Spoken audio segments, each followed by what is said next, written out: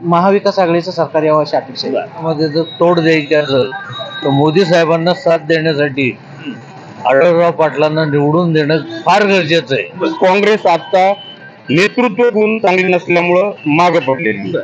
पक्ष संघ किंवा एखाद्या नेत्या संघ तुम्ही एकनिष्ठ राहण्यापेक्षा तुम्ही जनतेबरोबर एकनिष्ठ राहावं असं माझं वैयक्तिक मत आहे. साहेब म्हणजे कोणते साहेब? पवार साहेब. आणि मोदीचं काम चांगलं आहे म्हणजे थोडक्यात बीजेपी फटका बसू शकतो. आढळराव 400 पार करून संविधानाला धक्का लावायचा असा मेसेज द्यायचा आहे का त्यांना? तो मुद्दा महत्वाचा एवढाच आहे, फक्त व्यापारी लाईन मध्ये चांगलं व्हायला पाहिजे. राजकारण आलं, इलेक्शन आलं, तेवढं पुढे सगळे कामं होतात. सामान्य जनतेला त्रास नाही झाला पाहिजे, सर्वात मोठी गोष्ट. संसदेत वर असं जो मांडणारा असेल त्याला मत दिलं तर बेटर राहील. नमस्कार, मी सचिन कुलकर्णी. आपण पाहताय शिवशाही न्यूज. सध्या लोकसभेचे निवडणूक चालू आहे आणि या निवडणुकीच्या पार्श्वभूमीवर आपण वेगवेगळ्या मतदारसंघातील वेगवेगळ्या भागात जाऊन त्या ठिकाणच्या जनतेचा मूड काय आहे, या निवडणुकीकडे बघण्याचा दृष्टिकोन काय आहे हे जाणून घेण्याचा आपण प्रयत्न करत आहोत. आज आपण आलेलो आहोत शिरूर लोकसभा मतदारसंघातील मुख्य शिरूर गावामध्ये, कारण हा मतदारसंघ देखील महाराष्ट्रामध्ये चर्चेचा विषय ठरलेला आहे. विद्यमान खासदार अमोल कोल्हे यांना माजी खासदार शिवाजीराव आढळराव पाटील यांनी आव्हान दिलेलं आहे आणि या दोन्ही उमेदवारांचे सध्या ताकद आपली आपली पणाला लावलेली आहे. त्याचबरोबर या दोन्ही पक्षाचे म्हणजे राष्ट्रवादी शरदचंद्र पवार पक्षाचे सर्वेसर्वा शरदचंद्र पवार साहेब असतील किंवा इकडे अजितदादा असतील, या दोघांनीही हा मतदारसंघ प्रतिष्ठेचा केलेला आहे आणि आपली संपूर्ण ताकद या मतदारसंघात लावलेली दिसत आहे. या मतदारसंघातील जनता मात्र या निवडणुकीकडे कोणत्या दृष्टिकोनातून पाहते, त्याचबरोबर त्यांचे मुद्दे काय आहेत या निवडणुकीचे, आणि त्याचबरोबर येणाऱ्या सरकारकडनं किंवा येणाऱ्या खासदारकडून त्यांच्या काय अपेक्षा आहेत हे देखील आपण जाणून घेणार आहोत.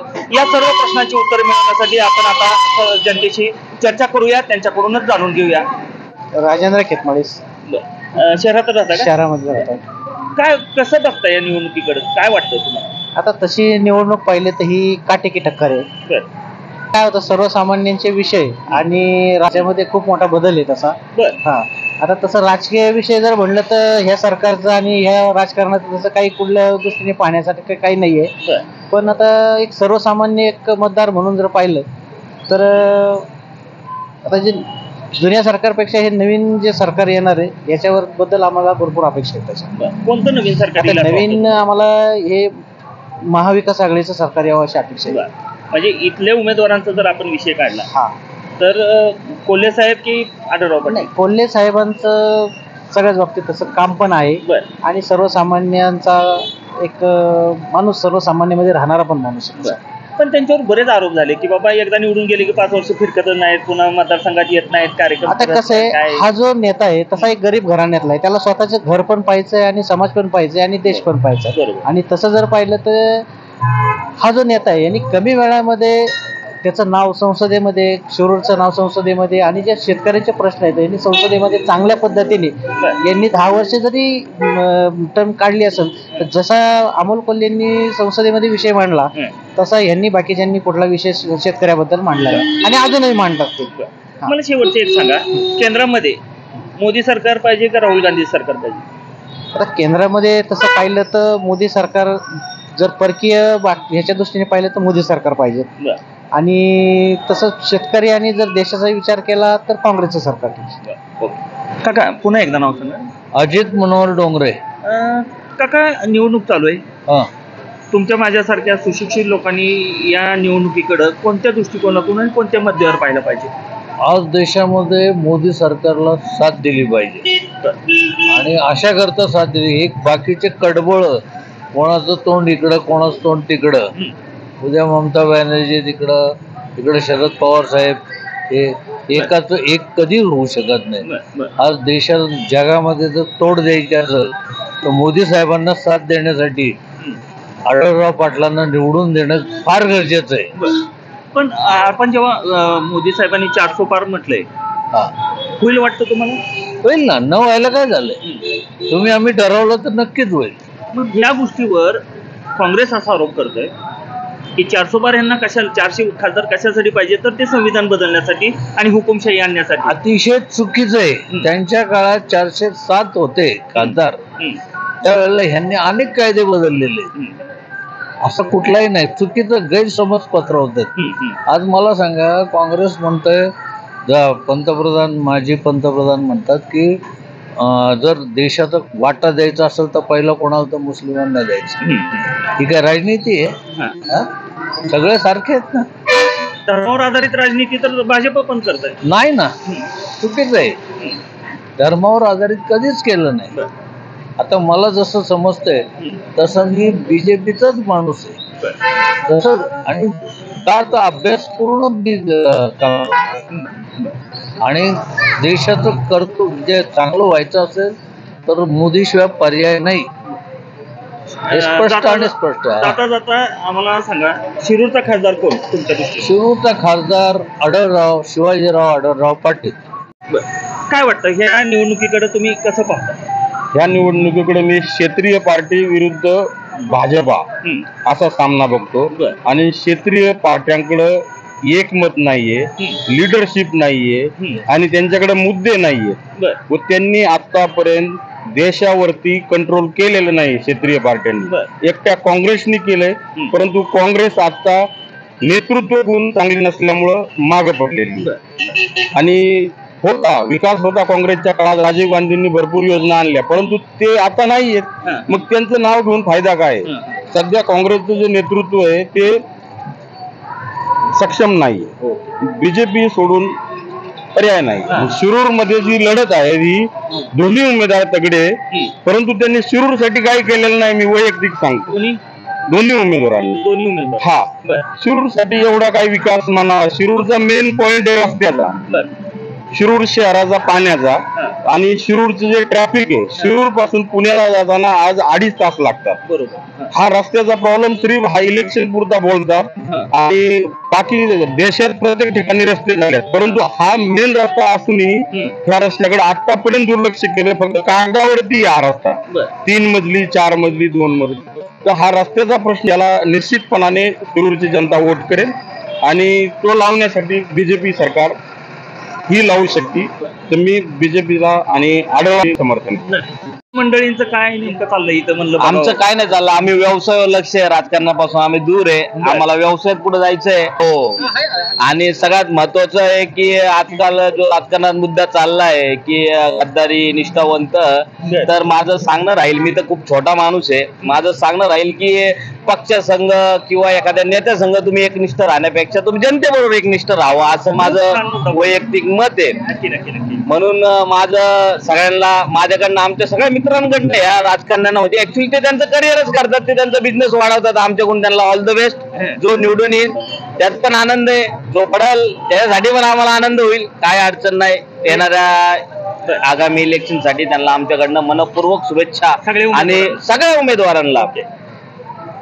तुम्ही बोलता बोलता खूप छान मुद्दा मांडला. मला आधी नाव सांगा तुमचं? राहुल पांडुरंग भोते नाव आहे, या हॉटेलचा मी प्रोप्रायटर आहे. खूप छान मुद्दा मांडला तुम्ही की पक्षाशी एकनिष्ठ राहण्यापेक्षा जनतेशी एकनिष्ठ. जसं की लोक म्हणतात की आढळरावांनी गद्दारी केली म्हणून 1500 कोटी निधी आणला, पण त्यांनी काय वैयक्तिक त्यांच्यासाठी नाही आणला, जनतेसाठी आणला. अशी गद्दारी प्रत्येक नेत्यांनी करावी असं माझं वैयक्तिक मत आहे. गद्दारीचा जर विषय काढला नाही तर मी तुमच्या मताशी थोडासा सहमत आहे. आता महाराष्ट्रात असलेला एकही नेता असा नाही की ज्याने पक्ष बदलला नाही. सगळ्यांनी आपल्या आपल्या कामात, काहींनी आता बदललाय, काहींनी पूर्वी बदललाय. हो, वैयक्तिक स्वार्थासाठी बदललेत त्यांनी. त्यामुळे पक्ष बदलणे आणि गद्दारी हा विषय सोडून देऊ. बरोबर. मला फक्त एक सांगा, तरुण म्हणून तुम्ही सगळे तरुण आहात, तरुण म्हणून या निवडणुकीकडे कसं पाहता तुम्ही? देशाची निवडणूक आहे, काय वाटतं तुम्हाला? कुठले मुद्दे ह्या चर्चेला यायला पाहिजे होते? आता ऍक्च्युली आहे ना, जे मुद्दे चर्चेला यायला पाहिजे ते चर्चेला येत नाही. भावनिक मुद्द्यावरती राजकारण चालू आहे, असं करू नये. म्हणून जनतेची पण दिशाभूल करू नये. जे शेतकऱ्यांचे प्रश्न आहे, काही पाण्याचा प्रश्न आहे, त्याच्यावरती लक्ष दिले पाहिजे. इन्फ्रास्ट्रक्चर वरती लक्ष दिलं पाहिजे. ते मुद्दे चर्चेला आले पाहिजे. पण ते मुद्दे न येता बाकीचे इमोशनल मुद्दे येतात, ते असं झालं नाही पाहिजे. बरं, तुम्ही एवढं छान विजय, तुमच्यासारखाच नेता शिरूरला पाहिजे. नाही, नेतेगिरी करणे, माझं म्हणणं आहे की तरुणांनी राजकारणाकडे जाऊ नये. त्यांनी पहिलं स्वतःचं अस्तित्व निर्माण करावं, स्वतः त्यांनी एखादा व्यवसाय करावा किंवा त्यांनी स्वतः स्टँड व्हावा असं माझं म्हणणं आहे. की काय होतंय हे नेते मंडळींच्या नादी लागून आहे ना, माझे भरपूर मित्र आहे वाया गेले, रिकामे इकडे तिकडे फिरत बसले, याचा झेंडा घे त्याचा झेंडा घे, हा कामाची तो काम करून देईन असं काय नसतं. आपण आपल्याला वैयक्तिक स्वतःला सिद्ध करा, मग हे नेते मंडळी आपल्या मागे उभे राहतील. तर माझ्या मित्रांना म्हणा किंवा तरुण पिढीला माझं म्हणणं राहील की बाबा त्यांनी व्यवसायावर लक्ष द्या. राजकारण इलेक्शन येणारे जाणारे, आपण हाय इथंच गप्पा मारण्यात काय मजा नाहीये. त्याच्यावरती कुणी चर्चा करावी. जे रिटायर झालेत त्यांनी आपल्या मनसोक्त गप्पा मारत बसावा असं माझं वेळ घालवण्यासाठी. आता मला फक्त जाता जाता एक सांगा की आताच्या या निवडणुकीमध्ये तुमच्या मतदारसंघाचं नेतृत्व कोण करावं असं तुम्हाला वाटतं? असं काही नाहीये. आढराव दादा पण चांगलं करू शकतात, नंतर आपले कोल्हे साहेब पण चांगलं करू शकतो. कोल्हे साहेबांनी वेळ पण द्यावा. पण कसं होतं, ज्याची वरती केंद्रात सत्ता आहे तो निधी साधिकेच आणू शकतो जास्त, पण त्याने आणावा. आता तुम्ही फक्त इलेक्शन तोंडावर बघून तुम्ही जसा निधी आणला आढराव दादांनी तसं निवडून आले 5 वर्षात त्यांनी त्यापेक्षा 10 पटीत आणावा. आणि कोल्हे साहेबांनी पण समजा त्यांनी निधी येत असेल तर माझं म्हणणं आहे की कुठे पण तडजोड करा की बाबा जनतेसाठी निधी आणताय तुम्ही, वैयक्तिक तुमच्या कामासाठी नाही आणत असं माझं म्हणणं राहील त्यांना. बाकी आम्ही सर्वसामान्य लोक आहेत, आम्हाला काय राष्ट्रीय स्तरावरचं किंवा केंद्रीय स्तरावरचं काही जास्त नॉलेज नाही, आम्हाला त्यात पडायचं पण नाही. आम्ही डेव्हलपमेंट आमची करू शकलो तर आम्ही 4 जणांना रोजगार देऊ शकतो, हे मला कळून चुकलंय. म्हणून माझं सगळ्यांना सांगणं राहील की बाबा तुम्ही काहीतरी उद्योगधंदे करा, जेणेकरून सरकारवर डिपेंड नाही राहणार की सरकारने रोजगार नाही दिला, बेरोजगारी वाढली. बेरोजगारी वगैरे तर माझ्या हिशोबाने ज्याला नाही ज्याला काम करायचंय तो बेरोजगार कधीच होऊ शकत नाही. हे सगळं थोतांडे की आम्ही शिकलो आम्हाला नोकऱ्या नाही भेटल्या की मला एखादा तरुण दाखवा की तो शिकला वेल एज्युकेटेड आहे, नोकरी नाही, मी त्याच्या नोकरी कुठे भेटेल काय भेटेल मी त्याला गायडन्स करू शकतो. फक्त हे राजकीय मुद्दे नका करू तुम्ही. बेरोजगारी वाढली नाही वाढली, ज्याला काम नाही करायचं, ज्याला राजकारण्याने मागं उमलत फिरायचं तो बेरोजगारी राहणार ना. बरोबर आहे का नाही सर? माझं म्हणणं आहे की तुम्ही तुमच्या न्यूजच्या माध्यमातून तुम्ही पण जनजागृती करावी. तरुणांना जेवढं तुम्हाला चांगलं डायरेक्शन देता येईल तेवढं द्यावं. आणि हे राजकारण ह्याचे पण तुम्ही पब्लिश राहा. आणि कोण उठला काय आला काय झोपला काय ह्याला पण तुम्ही महत्व नका देऊ. माझं एक तुम्ही माझे गुरुवर्य आहे, माझ्यापेक्षा वयाने मोठे आहे, की माझं म्हणणं राहील की तुम्ही या लोकांना काय महत्व देऊ नका. महत्व दिल्याने काय होतंय, फालतू गोष्टीवर चर्चा करत असं माझं हॉटेल आहे, मी दिवसभर ऐकतोय चर्चा की दादांना हे दिलं, साहेबांनी दादाला ते दिलं. अरे वैयक्तिक दिलं, जनतेला काय दिलं त्याच्यावर चर्चा करा ना तुम्ही, त्याच्यावर चर्चा काढवा तुम्ही, असं माझं मत राहील. खूप छान बोललात तुम्ही, धन्यवाद विजन पण खूप छान आहे. लोंढे. बर काय वाटतं तुम्हाला निवडणूक चालू जी आहे, निवडणूक महाविकास आघाडी येते, त्यांनी 10 वर्ष काय केले, ह्याला तुडगट टाक त्याला तुडगट टाक, आता यांच्या खाली सुद्धा आणणार आहे. बरोबर. हा काय त्याचा उपयोग आहे बरं? हा असं काय काम करा ना विकासाचं. तुम्ही काय करायचं, तुम्ही काय करणार आहे, तुमच्याकडे नाही का आणणार, सत्ता आल्यानंतर ही सुद्धा हीच करणार आहे. पण महाविकास आघाडी प्रामाणिक आणि तुम्ही शेतकऱ्यासाठी रोजगार बेरोजगारासाठी काय केलं सांगा बरं. एक तरी नोकरी लावली का त्यांनी? हा नाही. कोणाला खासदार करायचं तुमच्या? खासदार इथं तुतारी येणार, तुतारी संपूर्ण जास्त शरद पवार साहेबांनी आयुष्य घालवलं लोकांसाठी, शेतकऱ्यासाठी. पवार साहेबासारखं काम कुणाचंच नाही देशात. पण आता वय झालंय, 60-65 वर्ष त्यांनी राजकारण खेळलं, पण प्रामाणिकपणे आणि शेतकऱ्यासाठी आणि गरिबासाठी त्यांनी जीवाचं रान केलं. हा पूर्वी मी ज्या वेळेला कॉलेजला होतो त्यावेळेला ते ट्रॅक्टर मध्ये राष्ट्रवादी काँग्रेस, त्यावेळेला यस काँग्रेस होते, त्यावेळेला ट्रॅक्टर मध्ये फिरले आमचे. आणि तुम्ही साहेबाशिवाय पर्याय नाही महाराष्ट्राला. आलो का साहेब म्हणजे कोणते साहेब? पवार साहेब. आणि पवार साहेबाचा आधार असल्यामुळे इथं तुतारी येणार. आणि जास्त ह्या मतदारसंघात तर अमोल साहेब कोल्हे साहेबाचं काम आहे, पण त्या दृष्टीने चांगलं आहे. पण मला काय म्हणायचंय, अजित दादा जे आहेत का नाही, बरं मुशी तयार झालेत ना, तयार झाले पण वय असताना आता काही बोलायला नको. काय करायचं आहे आता, त्यांचं घरगुती किंवा काय प्रश्न असेल आपल्याला काय सांगता येणार आणि बोलता येणार. आता त्यांचं राजकारण आहे. आपण काय सांगू. जरी ते तयार झाले त्यांना इकडे पण त्यांना पुढे पुढे पटलं नसेल एखाद्या वेळेस, किंवा त्यांचं मन खटकलं असेल, मनाचं काहीतरी झालं असेल म्हणून त्यांनी ती बाजूला गेली. अजितदादाचं कार्य सुद्धा चांगलं आहे. काम एकदा त्यांनी हातात घेतलं ना ते करतातच. कामाला चांगला आहे मग. त्याच्याबद्दल तुमच्या पुढे तेच प्रसंगच आहे की दोघे आपलेच माणसं, निवडायचं कोणाला? निवडणूक पवार साहेबांचं आता काय, त्यांनी आयुष्य काढल्यामुळे त्यांनी शेवट त्यांना यश दिलंच पाहिजे आपण. धन्यवाद. चाय पे चर्चा करूया आता आपण. काय नाव काका तुमचं? मी विजय गुंजाळ, माजी सरपंच तोडवचेवाडी. बरं. सरपंच म्हणल्यावर तुम्ही कुठल्या तरी पक्षाचेच असणार, हो गटाचे असणार. हो, बीजेपी पक्षाचे. बर, मग काय उघड झालं तुमचं मत, प्रतिक्रिया काय येणार तीच उघड झाली. बर, तरी पण काय वाटतं का कारण बीजेपीवर जे आरोप लागतात, शेतकऱ्यांचं वाटोळं केलं, महागाई वाढवली, 75चं पेट्रोल 104 वर नेऊन ठेवलं, 400-500 रुपयाचा गॅस 1100 रुपयावर नेऊन ठेवला, या सगळ्या मुद्द्यावर सध्या आपण जेव्हा चालतोय समाजात, का बीजेपी निवडावं लोकांनी? देश वाचावा म्हणून लोकांनी मोदींनी रेट वाढवले. जर हे रेट वाढवले नसणार कस काय? हा, तुम्ही सांगा. आर्थिक सगळा पैसा येणार कुठून? म्हणजे पैसा यायसाठी थोडासा हे वाढवल्याने काय बिघडलं तेव्हा? आणि मोदीचं काम चांगलं आहे. हा, रस्ते लोकांना नॅशनल हायवे रोड बनवून दिल्या. अजून काय पाहिजे? राम मंदिर बांधलंय. हा, 370 कलम हटवलंय. याच्यापेक्षा काय पाहिजे ना अजून आपल्याला? पण काँग्रेसचा एक महत्वाचा मुद्दा असा आहे, ह्या पूर्ण निवडणुकीमध्ये त्यांनी हायलाइट केलेले 2-3 मुद्दे, त्यापैकी राम मंदिर हा निवडणुकीचा मुद्दा कसा होऊ शकतो? हिंदू धर्माच्या नुसार केलंय ना त्यांनी. हा, हिंदू धर्मानुसारच केलंय त्यांनी. जर दुसरं थोडी याच्यात केलंय त्यांनी. त्याच्यामुळे बीजेपीवर मुस्लिम नाराज नाहीत का होणार? तर मुस्लिम नाराज झालं, त्याला मुस्लिमचा 2 मिनिट आहे ना. आता थोडाफार होणारच ना, असं नाही की काही होणार नाही म्हणून. आता हिंदू मुस्लिम हे थोडस वाद राहणारच आहे, थोडा नॉर्मल.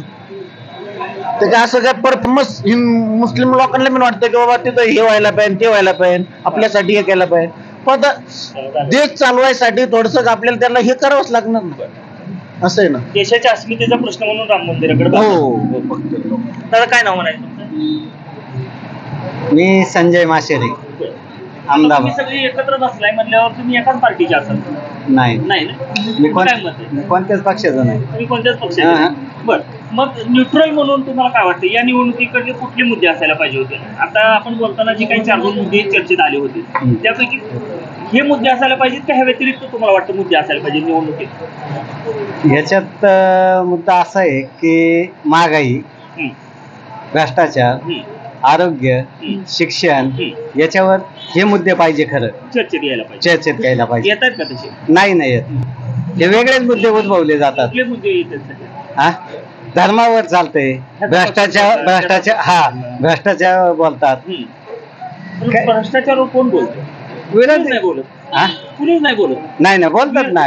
इकडचे नाही, जरी नाही बोलले ह्या बाबतीत भ्रष्टाचारावर विरोधकांना बोलायचं तर त्यांचे अनेक नेते भ्रष्टाचारी आहेत. त्यांनी बीजेपी वाल्यांनी बोलावं तर सगळे भ्रष्टाचारी नेते त्यांनी आपल्याकडे घेतले. कुणाला बोलायचा अधिकार आहे भ्रष्टाचारावर? सांगा.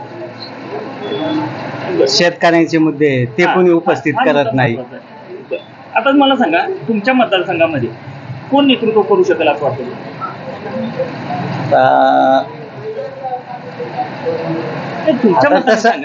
हा, बरोबर आहे. काय आता तसं नेतृत्व करायला तर तसं काय, आता दादांचं बी वय झालंय. मग आता काय, ते बी पक्ष बदलतात. हा, इकडून तिकडे आल्यात उड्या मारून. कोण पक्ष बदलतो? हा, दादा. अमोल कोल्हे नाही बदलले? अमोल कोल्हेनी एकदाच बदललाय, पण दादांनी हे 6 महिन्यात 3 वेळा झाले ना. आणि नको तिथंच आले ना ते. त्यांनी ते चिन्ह त्यांचं त्या धनुष्यबाणावर शिवसेनेतच लढायला पाहिजे होतं त्यांनी. ते घड्याळावर आल्यामुळे थोडी लोक आणखी नाराज झाली. पण मला एक काय म्हणायचंय, इथं लढत आहे तुतारी आणि घड्याळाची. हो, पण शेतकरी नाराज असल्यामुळे टीका करतायत भाजपवर. मग आता भाजपनेच हे नाटक सुरुवात केली म्हणल्यानंतर टीका भाजप मूळ कुठे आहे? हा, मूळ ते तिथंच आहे ना, बरं. म्हणून ते काय बोल. काय वाटतं तुम्हाला? मी माझा प्रश्न अजून अनुत्तरित राहिला. तुमच्या मतदारसंघात कोण नेतृत्व करू शकेल असं वाटतं तुमच्या दृष्टीने, बरं का? म्हणजे हे काही तेच खरं होणार आहे असं भाग? नेतृत्व नाही म्हणता येत, पण फाईट चांगली होईल. आणि काय होतं, ग्रामीण भागातून आणि शेतकरी समाज हा म्हणजे चांगला 100% नाराज म्हणलं तरी चालेल बीजेपीवर. म्हणजे थोडक्यात बीजेपी फटका बसू शकतो. आणि केंद्रात कोणाचं नेतृत्व आवडतं तुम्हाला? केंद्रात आता मोदीच. काय नाव तुमचं? नरेश किनेरा. काय वाटतं तुम्हाला? नाही, आता आपण ही जी चर्चा सगळी ऐकली, बरोबर. निवडणुकीचे मुद्दे कुठले असायला पाहिजे? मुद्दे सोडा, जर आजकाल कोणाला निवडून द्यावा हेच कळत नाही का. याला निवडून दिला तो जाऊन रातोरात दुसऱ्या पक्षात जाऊन पक्षात जातो सकाळी. आता लोकांना कोणाला निवडायचं हाच मोठा प्रश्न पडलाय. पक्ष आणि विचारधारा हा विचारधारा राहिलाच नाही का. आज रात्री एका निवडून दिलं, सकाळी उठून तो दुसरा सांगतो. आता एका पक्षाची सकाळी उठलं तो त्या पक्षाचा. खालच्या लेवलला काय करतो, लोक एकामेकांची भांडणं चालली. पण मी हे पक्ष, तू हे पक्षाचा. पण हे सकाळी उठून सगळे एकत्रच बसते. त्यामुळे कोणाला निवडून द्यावं हा पहिला प्रश्न आहे. मेन मुद्दा म्हणजे हाय. बरं, मला सांगा, निवडणुकीची मुद्दा कुठला असायला पाहिजे? तुम्ही तरुण आहात, त्या दृष्टीने मला सांगा. सगळ्यात बेस्ट म्हणजे डेव्हलप व्हायला पाहिजे. सर्वात मोठं म्हणजे विकास हा व्हायलाच पाहिजे. रोड व्हायला पाहिजे. शेतकऱ्यांची पण काय म्हणणे आहे ते पण ऐकून घेतलं पाहिजे. ड्रायव्हर लाईनचं पण आहे, बरेच काही गोष्टी आहेत. ड्रायव्हर लाईन पण भरपूर लांब जाते. त्यांना कुठं राहण्यासाठी लॉजिंग हे नाही का, गेस्ट हाऊस हा पण मुद्दा आहे. छोटे मोठे नाही का, ग्राउंड लेवलचा विचार केला ना, सर्वसाधारण माणसाचा पण हा विचार केला पाहिजे. जागतिक लेवल तर आहेच मोदी साहेब, असं काही विषय नाही, पण ग्राउंड लेवलची पण हिशोब पाहिजे ना. मग छोटे पण गोष्ट त्यांनी विचार केला पाहिजे, प्रत्येक गोष्ट पण. बरं, पक्षावर जर आपण नेता निवडू शकत असेल तर व्यक्ती बघून निवडावं लागेल. तुमच्या मतदारसंघात कोण? आढळराव पाटील का कोल्हे? आपल्या जो शिकलेला आहे बाबा, आता आढळराव साहेबांनी 15 वर्ष तर होते. 15 वर्ष ज्यांनी ते कामं केलेलं नाही. आता कोल्हे साहेबांनी सुद्धा 15 वर्ष, आता 5 वर्ष त्यांनी सुद्धा बऱ्याच ठिकाणी काही आलेले नाहीत. येतात जातात. यावं हा मुद्दा नसतो नाही, पण काही काम सुद्धा नाही केले ना, असा मुद्दा आहे ना. काम पण हा लय महत्वाचे. तुम्हाला सांगा, आता झोपडपट्टीचा विषय झाला, बरेच गोष्टी आहेत. आता गटर लाईन झालेत, तिथं रस्ते बघा. आतमध्ये आपण स्टँड आपल्या शिरूर मध्ये बायपास एंट्री करतो तिथं रस्ते बघून. प्रत्येक गोष्टी छोटी गोष्टी आहेत. खरं सांगू का, म्हणजे मी जनरल माहिती, हे सगळे जे प्रश्न असतात म्हणजे ड्रेनेज, हे सगळे स्थानिक प्रशासन, स्थानिक आहे, पण त्यांनी पण लक्ष घातलं पाहिजे ना थोडंफार. साहेबांचं जेवढं लक्ष, त्यांनी पण बघत. आता कधीतरी येता बाबा, जेव्हा तुम्ही येतात तेव्हा सगळं स्वच्छ असतं. तुम्ही गेल्यानंतर हाय तिथं असतं. हे पण लक्ष द्यायला पाहिजे ना. पण तुम्ही येताना सगळं स्वच्छता असते, मग तुम्ही नसताना स्वच्छता पाहिजे प्रत्येक गोष्टीचं. ह्या सगळ्या मुद्द्याला आधार आहे. तुमच्या मतदारसंघामध्ये खासदार कोण होणार किंवा पॅनल करणार? तुम्हाला एक सांगू का, एकदम टाईट होणार. म्हणजे असं कोणाचे नाव घेऊ शकत नाही आपण. तुमच्या विचाराने तुमचं मत विचार आढळराव होणार. मी अनिल डांगे, आम आदमी पार्टी जिल्हा प्रवक्ता आहे.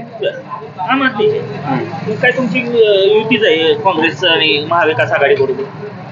मी तर असं म्हणेल युती आहेच, पण आता अब नहीं तेरी खैर, बाहर आ गया बब्बर शेर, बहुत देखी तेरी सरदारी, अब है हमारी बारी. आता आमचे जे नेते आहेत प्रमुख, राष्ट्रीय प्रमुख अरविंद केजरीवाल साहेब, हे बाहेर आलेले. त्यांना 20 दिवसासाठी जरी जामीन मिळाला असला ना, तर आता या त्यांना करायचं करून घेतील. जे सरकार आहे, तानाशाही सरकार, याला 20 वर्ष लांब फेकून टाकणारे आता आमचे राष्ट्रीय नेते अरविंद केजरीवाल. आम आदमी पार्टी ही सर्वसामान्यांसाठी काम करणारी पार्टी आहे, त्यामुळे ती आता सर्वसामान्यांनीच हे मतदान हातात घेतल्यासारखं आहे. मला एक प्रश्न ह्याच अनुषंगाने विचारायचा आहे. आम आदमी पार्टी इंडिया आघाडीमध्ये आहे, पण इंडिया आघाडीमध्ये एक वाक्यता नाहीये, मेळ नाहीये लोकांमध्ये. आता आपण जर वेस्ट बेंगॉलचं जर उदाहरण घेतलं तर ममता दिदी खरं तर ह्या इंडिया आघाडीच्या प्रवर्तकांपैकी एक होत्या, परंतु त्यांनी सगळ्या जागा स्वतंत्रपणे लढवण्याचा निर्णय घेतला. जेव्हा सर्व पक्षाची मोड बांधायचं काम होतं, त्यावेळेस ते मोड बांधत असताना काही घटक बाजूला पण जातात आपल्या विचारांना घेऊन.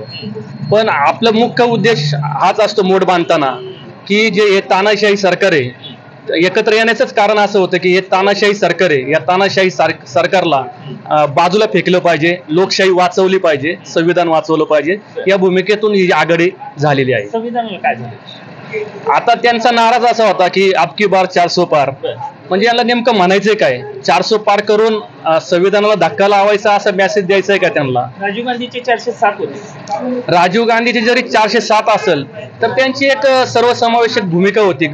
दुर्बल वंचित घटक हा त्यांच्या बरोबर होता. आपण जर आज जर पाहिलंय तर शेतकरी असेल, कामगार असेल, दुर्बल वंचित घटक असेल, नोकरदार असेल, विद्यार्थी असेल, हा यांच्या बरोबर दिसत नाही. ह्या लोकांचा त्यांच्याकडं त्यांच्याविषयी रोष दिसतो आपल्याला, आणि ह्या रोषाचं रूपांतर नक्कीच आपल्याला दिसेल येणाऱ्या काळामध्ये की यांना दूर लोटतील ते. ह्या निमित्तानं मला आणखी एक प्रश्न असा पडतो, म्हणजे नेहमी पडतो की काँग्रेसच्या विरोधात तयार झालेले जे पक्ष आहेत, शिवसेना असेल उद्धव बाळासाहेब ठाकरेंचा किंवा आम आदमी पार्टी, त्यांची सुरुवात काँग्रेसचा विरोध करण्यासाठी झाली आणि आज हे सगळे पक्ष काँग्रेसच्या शेजारी जाऊन इंडिया आघाडीमध्ये बसलेले आहेत. आता मी इतर पक्षाचं तर नाही सांगू शकत. आज महाराष्ट्रामध्ये आपण पाहताय की आमचा एकही उमेदवार नसताना आमचा आम आदमी पार्टीचा कार्यकर्ता पदरमोड करून आणि जीवाचं रान करून या महायुतीच्या आघाडीच्या उमेदवारांना जिंकून देण्यासाठी आपल्या जीवाचं रान करतोय. आम्ही आमचं काम निष्ठेने आणि कर्मठपणाने आणि तिखटपणाने करतोय. आम्हाला केवळ जे आमचे राष्ट्रीय जे नेते आहेत अरविंद केजरीवाल यांना त्यांनी ईडीचं धाक दाखवून किंवा ज्या शासकीय यंत्रणा असेल याचं धाक दाखवून जे आतमध्ये टाकलंय, आमचं स्लोगनच आहे जेल का जॉब वोट से, आणि आमचा जो आम्हाला मानणारा जो मतदार वर्ग आहे तो नक्कीच दाखवून देणार काळामध्ये. शेवट मला स्पष्ट वाक्यात सांगा, शिरूरचा खासदार कोण? शिरूरचा खासदार निश्चितच डॉक्टर अमोल कोल्हे होणार. प्रमोद कुमार. हा. तुमचं? प्रवीण उत्तम उबाळे. तुमचं? यश बबन वांगेकर. सुशांत कांबळे. काय वाटतं तुम्हाला, तुम्ही तरुण आहात, मध्ये तुम्ही तरुण म्हणून कोणते मुद्दे असायला पाहिजेत असं तुम्हाला वाटतं? सगळ्यात पहिले तर महागाई. ही महागाई वाढली त्याच्याबद्दल तर बोललंच पाहिजे. असं बोललंच पाहिजे. तिथं सगळ्यांना माहिती, पेट्रोल वाढलंय, सगळं घरातला किराणा असेल किंवा काही गॅस सिलेंडर वगैरे ते कमी झालं पाहिजे सगळ्यात पहिले. शिक्षणाबद्दल आरक्षण वगैरे बऱ्यापैकी भेटलं पाहिजे. नवीन जे युवा सेना आहेत, म्हणजे युवा जे आपले कार्यकर्ते आहेत नवीन, त्यांच्यासाठी काहीतरी झालं पाहिजे. तरुणांसाठी काहीतरी संधी भेटलं पाहिजे, नवीन त्यांच्यासाठी काहीतरी झालं पाहिजे अशी इच्छा आहे. म्हणजे आरक्षण म्हणजे मराठा आरक्षण संदर्भात बोलतोय? मराठी आरक्षण पण समजा आणि जनरल पण कोणत्या पण समाजासाठी, असं काही नाही की एकच समाज, सगळ्या समाजासाठी. असं तुमचं काय मत आहे? कुठला मुद्दा महत्वाचा आहे? आमचा मुद्दा महत्वाचा एवढाच आहे, फक्त व्यापारी लाईन मध्ये चांगलं व्हायला पाहिजे. व्यापारासाठी चांगलं व्हायला योग्य वातावरण निर्मिती केली पाहिजे सरकारनं. आपल्या सगळ्या माणसाला, प्रत्येक माणसाला अडचण आहे. व्यापारीला या टायमाला व्यापारीकडे कुणाचं लक्ष नाहीये, बरोबर, फक्त आपलं सगळेजण विचार करतात. आता ह्या सगळ्याची परिस्थिती असते का नाही, हे सगळी परिस्थिती बदलण्यासाठी एक सरकार आणि प्रशासन अशा यंत्रणा काम करत असतात. तुम्हाला काय वाटतं, कुठलं सरकार असलं म्हणजे देशाची घडी नीट चालेल असं वाटतं? असं तर काहीच नाही, ही फक्त बोलायला असते हे सरकार आलं, हे चांगलं, हे झालं, असं काही नाही. यांची कामं करून जातात फक्त एवढंच. राजकारण आलं, इलेक्शन आलं, तेवढं पुढे सगळे कामं होतात, बोलणं होतं, पण कामं जे आहेत ते होत नाही आता सध्या. सर्वसामान्य जनतेला त्रास नाही झाला पाहिजे, सर्वात मोठी गोष्ट. कारण सर्वसामान्य जनतेचं याच्यामध्ये इलेक्शनमध्ये म्हणा किंवा जनरल नुकसान त्यांचंच होतं, बाकी काही नाही. बाकी जर जे फक्त इलेक्शन पुरते 8-15 दिवस सगळे राजकारणी वगैरे हे पक्ष वगैरे हे करून एकमेकांना आरोप करतात. एकदा इलेक्शन झाल्यानंतर, निकाल लागल्यानंतर परत ते एकत्र असतात, एकत्र बसतात, उठतात, खातात, पितात. याच्यामध्ये सर्वसामान्य जनतेचा काहीच फायदा होत नाही. बरोबर. हे फक्त त्यांचं स्वार्थ काढून घेण्यासाठी तोपर्यंतच फक्त समाजाचं हे करतात फक्त, बाकी काही दुसरं काही करत. त्यांना तुमचा विचार करायला लावावा. मतदानासाठी आम्ही चांगला विचार करू. ज्या टायमाला आम्ही मतदान करायला गेलो त्या टायमाला आम्ही चांगल्या माणसाला मत देतो. नक्की. ह्यासाठी आम्ही काही तुमचा कॅमेरा चालू, मी त्यासाठी काही बोलत नाही, ते कशाला मतदान देईल. लोकसभा मतदारसंघामध्ये कोण नेतृत्व करावं, प्रतिनिधित्व करावं असं वाटतं तुम्हाला? आता सध्याला तर आता सभागृह झाले आहेत त्यापैकी. आता आम्ही कुठल्याही पक्षाचं काम करत नाही तसं. पक्षाचं म्हणून नाही, आता जनता तर सगळ्यांना म्हणजे ज्या त्याच्या हिशोबात आता तुम्हाला माहिती जे काय झालंय, महागाईबद्दल म्हणा किंवा आता जनताच दाखवल दोन काय भाऊ ते. सुद्धा एकालाच मत टाकतील असं सांगता येत असं नाही. काही नाही, जे माणसाच्या डोक्यात आहे तेच करणार लोक दाखवणार आहे मतदान काय असतं काय हा. विरोध करू शकते. असं नाही की राष्ट्रवादी किंवा काँग्रेस असं कोणीच नाही सांगू शकत. आता लोकांनी वेळ पाहिलेली. तर दोन्ही राष्ट्रवादीच आहे, त्यामुळे हा. तुम्हाला काय निवडायला आवड नाही. बरोबर ना. असं नाही, आता शेवट जनता ठरवून ना. नाही, आपण कसं काय तुमच्या मतानं असं विचारलं. जनता मत तर नाही देऊ ठरवणारच आहे. शकत. हा? जनता तर ठरवणारच आहे. हा. तुमच्या मध्ये कोण आवडतं तुम्हाला असं म्हणलं? असं नाही, आता बघू टायमिंग आल्यावर. असं नाही, मत कुणाला मत कशाला दिले, मत सांगायला नसतं ते मनातलं मत असतं. बरं. मग ठीक आहे, केंद्रात कोणतं नेतृत्व आवडेल तुम्हाला? नरेंद्र मोदी, राहुल गांधी, थोडं अरविंद चेंजेस व्हावं केजरीवाल, असं वाटतंय मला. शरद पवार? नाही, थोडं चेंजेस व्हावं. बरं. हे तेच चेहरे झालेले आता, बाकी काय नाही. थोडं चेंजेस झाल्यावर माणसाला दुसऱ्या लोकांना पण संधी भेटली ह्यापैकी पाहिजे कोणीच नेतृत्व करू ना. नको, नये. चांगलं बघू. थोडं आता पब्लिकच्या हातात आहे काय करायचं. तुम्हाला काय वाटतं, तुमच्या मतदारसंघात काय चित्र असेल निवडणुकीच्या निकालानंतर? आमच्या मतदारसंघामध्ये असं चित्र असेल की असं वाटतंय की साधारण अमोल कोल्हे साहेब त्यांचं थोडंसं राहील जास्त वर्चस्व, कारण ते सुरुवातीपासून आत्ता खासदार आहेत बरं. आणि त्यांचं कामकाज थोडं त्या पद्धतीचं आहे. बरं. त्यामुळे असं वाटतंय की अमोल कोल्हे साहेबांचा कल थोडा जास्त राहील.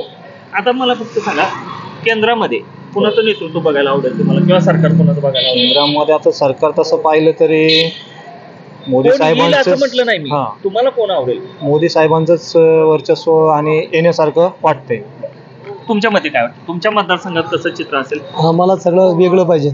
हे जे भाजप यांनी लय वाट लावलेली आहे या टायमाला. बरं. कोणचा माणूस व्यापारी भागात सगळे वैतागलेले याला. बरं. कोणाला GST मध्ये अडकवलंय, कोणाला प्रत्येक कामामध्ये अडचण आहे. काय वेगळं चेंजिंग पाहिजे यासाठी आम्ही ते चेंजिंगलाच मतदान देणार. परिवर्तनाच्या दिशेने तुमचं. बस. ओके. काय नाव तुमचं? आयाश आयात. काय करता व्यवसाय? रिक्षा चालू. अरे वा, छान. काय मत आहे तुमचं, एक सर्वसामान्य नागरिक, कष्ट करून जगणारा व्यक्ती म्हणून तुमचं काय मत आहे, या मतदारसंघामध्ये कसं असेल चित्र निकालानंतर? आता जे बी त्यांनी फक्त म्हणजे नाही का काय म्हणतात त्याला, रोजगारी किंवा जी महागाई वाढते, काही म्हणजे प्रॉब्लेमचे इश्यू, पब्लिकचे इश्यू, हां. ते फक्त समोरच्यांनी जे निवडून येणार आहे त्यांनी विचार केला पाहिजे, जेणेकरून की पुढच्या वेळेस परत असं नाही का म्हणजे सांगण्याची गरज नाही पडली पाहिजे. हो, मला म्हणजे मतदान करा. हो, मला मतदान करा. लोकांनी म्हणजे- उत्स्फूर्तपणे स्वतःहून म्हटलं पाहिजे, स्वतःहून- आम्ही तुम्हाला मत करतो. हो, बरोबर. बरोबर. बरं. आताच्या घडीला काय वाटतं तुम्हाला, म्हणजे सरळ प्रश्न विचारतो, कोल्हे साहेब की आढळराव साहेब? तसं आपण सांगू शकत नाही. म्हणजे तुम्ही म्हणला त्या मुद्द्यावर विचारतो मी. नाही, कसं आहे माहिती आहे का, मला माझं फक्त म्हणणं असं आहे की तुम्ही जे आपल्या विचार करणार आहेत ते जिंकण्यानंतर, म्हणजे समजा नाही, ते तुमच्या खासदार मतावर जे जिंकणार हो आहे. ऐक ना हां.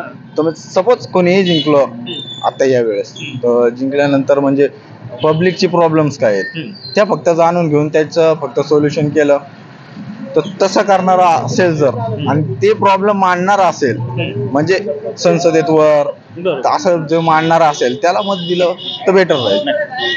एकंदरीत शिरूर लोकसभा मतदारसंघामध्ये जेव्हा आपण जनतेच्या प्रतिक्रिया घेत होतो आणि लोकांकडून हे जाणून घेत होतो की या निवडणुकीकडे पाहण्याचा त्यांचा दृष्टिकोन काय आहे, त्याचबरोबर या निवडणुकीचे त्यांच्या दृष्टीनं कोणते मुद्दे महत्त्वाचे आहेत आणि येणाऱ्या सरकारकडून किंवा यांच्या खासदारकडून त्यांच्या नेमक्या अपेक्षा काय आहेत, एकंदरीत सर्वच लोकांनी जवळपास स्पष्टपणे आणि परखडपणे आपली मतं मांडलेली आहेत.